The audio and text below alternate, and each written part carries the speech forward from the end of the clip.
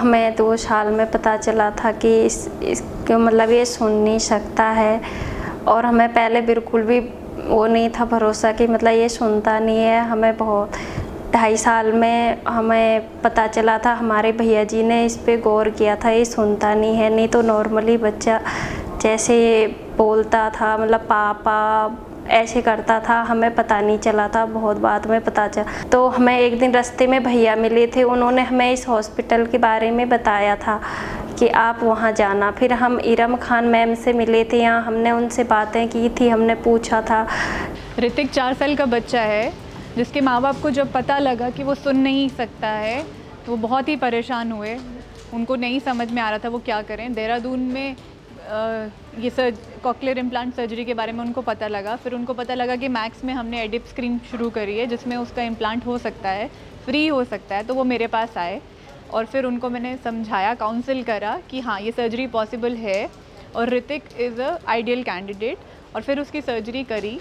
मतलब हमें और हॉस्पिटलों में बहुत दिक्कत उठानी पड़ी, लेकिन यहाँ हमें बिल्कुल भी दिक्कत नहीं उठानी पड़ी। हमें बहुत ही ज़्यादा हेल्प मिली इस हॉस्पिटल से, और आज इस हॉस्पिटल के थ्रू हमारे लड़के का ऑपरेशन सक्सेसफुल हुआ है। अब उसका स्विच ऑन हुआ है, बट माँ बाप को ये भी समझाया गया कि सर्जरी के बाद there is a very long period जिसमें उनको रोज़ बच्चे को रिहैबिलिटेशन के लिए लाना है। अभी तो वो सिर्फ सुनना शुरू किया है, बट अभी उसको हमें स्पीच थेरेपी के थ्रू ट्रेन करवाना है। धीरे धीरे करके उसकी स्पीच डेवलप होगी और वो नॉर्मल बच्चों की तरह बोलेगा, स्कूल जाएगा। हमें बहुत अच्छा लग रहा है कि हमारा लड़का सुन रहा है, वरना हम लोग इतना भी नहीं जानते थे कि कभी ये सुनेगा। लेकिन हमें आज बहुत अच्छा लग रहा, अब हमारा लड़का सुन रहा है।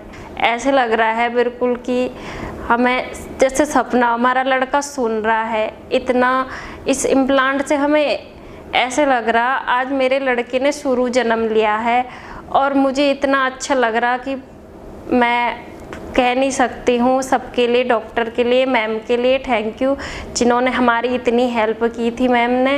हेयरिंग लॉस में जब बच्चों को सुनाई नहीं देता है, सबसे इम्पॉर्टेंट होता है जल्दी आइडेंटिफाई करना, जल्दी माँ बाप को पता लगना।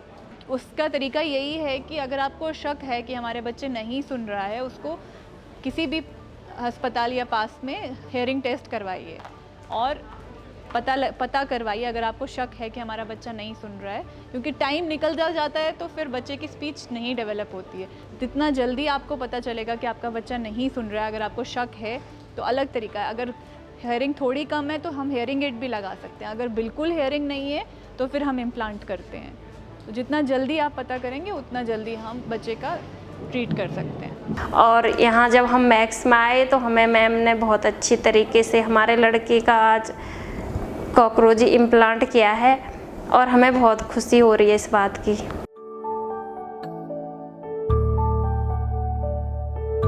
Subscribe to our YouTube channel and press the bell icon to get the latest healthcare updates.